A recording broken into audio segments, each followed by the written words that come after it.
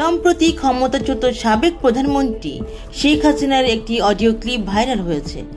এতে গত 5 আগস্ট ছাত্র জনতার অভ্যুত্থানের মুখে তিনি ও তার বোনের দেশ ছাড়ার অভিজ্ঞতার কথা জানিয়েছে।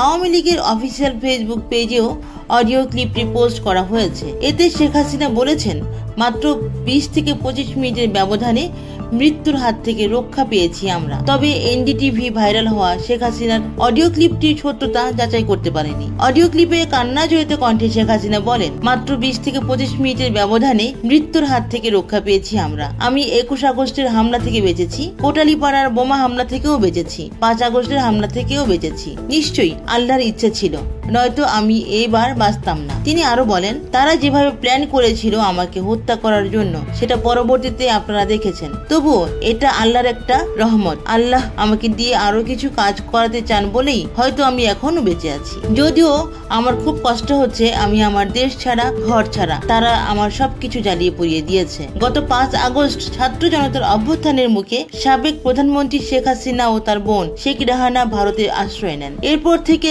ভারতেই বসবাস করছেন তিনি। ক্ষমতাচ্যুত সাবেক এই প্রধানমন্ত্রী ভারতের নাগরিকত্ব গ্রহণ করেছে কিনা সে বিষয়ে কোনো তথ্য নেই বাংলাদেশের পররাষ্ট্র মন্ত্রণালয়ের কাছে। শব্দবুনন থেকে তানিয়া আলম।